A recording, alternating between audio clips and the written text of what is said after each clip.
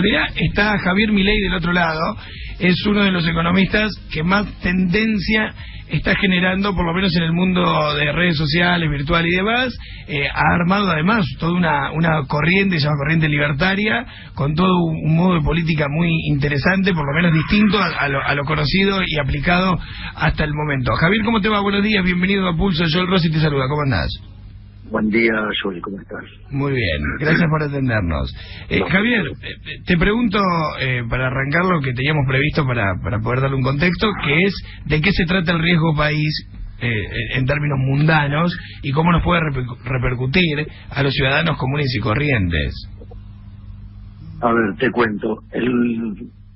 Tiene que ver con la tasa de interés que paga Argentina en dólares, ¿sí? Entonces vos tenés la tasa de interés de Estados Unidos, que en general se considera la tasa libre de riesgo, ¿sí? Y el riesgo país es la sobretasa que paga Argentina por encima de ese nivel. O sea, hoy el riesgo país en Argentina son 600 puntos básicos, es decir, 6 puntos porcentuales. A lo que rinde un bono americano le tenés que sumar 6 puntos adicionales, ¿sí? Sí. Ese es el riesgo país. Básicamente lo que significa es que la tasa de interés va a ser más alta, y cuando vos te encontrás frente a una situación donde las tasas de interés son más altas, en realidad lo que está reflejando es que la gente está saliendo de los activos argentinos por ser muy seguro e irse hacia activos más seguros, por decirlo de alguna manera. Claro, pero se llama place to safety. Claro, pero cuando decís la gente, te referís a inversores y demás, no al ciudadano corriente. Sí, obviamente, claro, digamos, bien. A ver, lo que vos te encontrás es con un cambio de portafolio, o sea, la gente sale de los instrumentos más riesgosos y se está yendo a instrumentos más seguros, sí, porque el contexto internacional está empeorando. Entonces, eso es lo que está pasando. Por ende, Argentina, digamos, se va a encontrar básicamente con una salida de capitales, y eso va a presionar sobre el tipo de cambio. Entonces, digamos, vos vas a tener un salto en el tipo de cambio, digamos, cosa que se vio ayer. Además, digamos, Argentina sufre mucho más que el resto, básicamente porque Argentina tiene un nivel de desequilibrio fiscal mucho más importante que el resto, y además no paran de hacerse goles en contra, ¿no?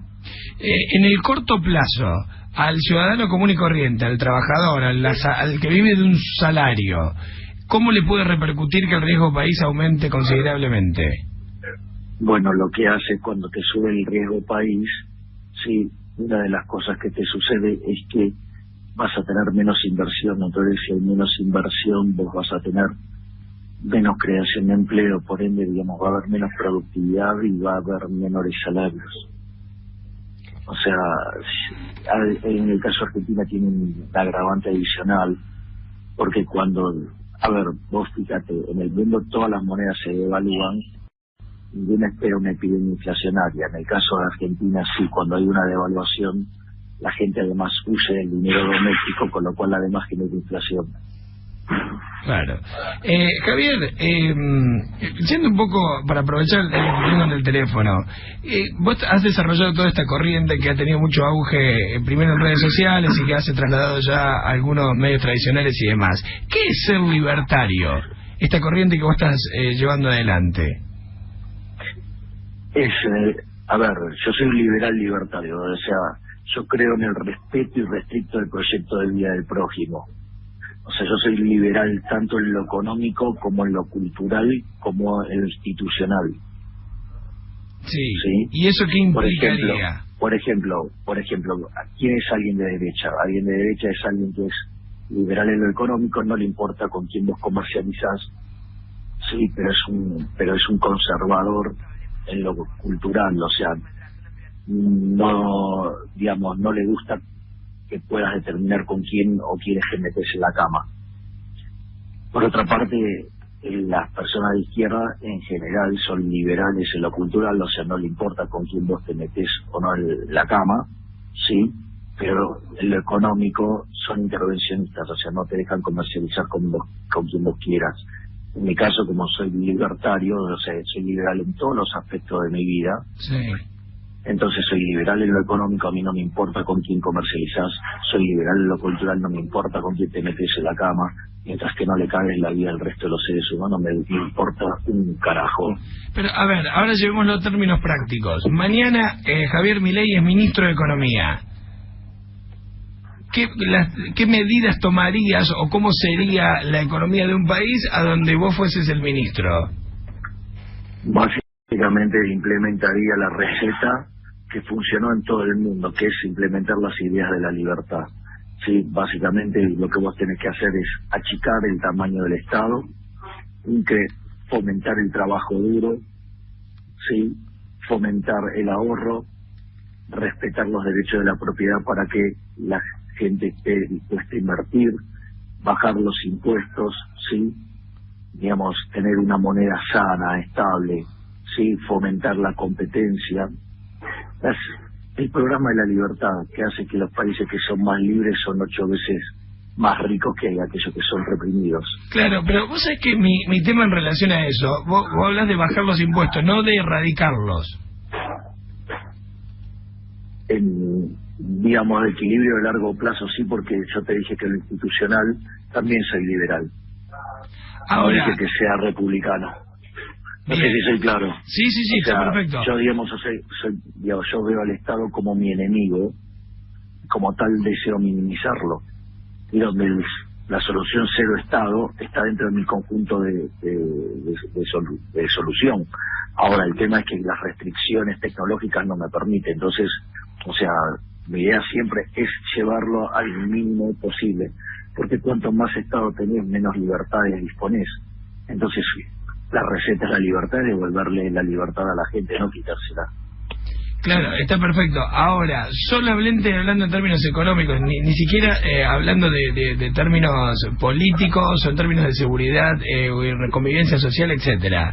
Solamente en términos económicos. El hecho de que mañana el Estado deje de intervenir en la economía, suponete que no se cobren más impuestos, lo cual lo volvería un poco inviable porque no podría cómo sostener otras cuestiones, o impuestos mínimos.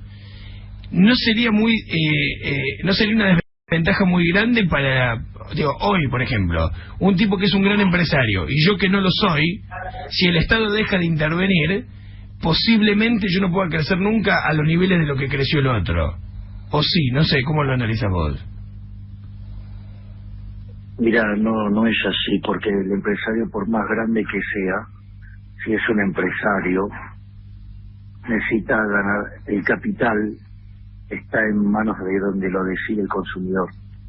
El día que vos a un empresario, por más grande que sea, le dejás de comprar, se fue a la quiebra. Es decir, el poder lo tienen los consumidores, no las empresas. Entonces eso digamos, o sea, es una falacia que emerge de una mala construcción de la teoría neoclásica en cuanto a las estructuras del mercado. Bien. ¿Y vos crees que esta idea que vos tenés puede ser llevada a cabo en algún momento, esto de la corriente libertaria? Argentina la aplicó. ¿En qué momento? Constitución de Alberdi. La Constitución de Alberdi de 1853. ¿Y cuáles fueron los resultados? Y éramos un país de bárbaros y terminamos el siglo XX, el XIX, siendo el país más rico del mundo. ¿Y por qué se dejó de aplicar?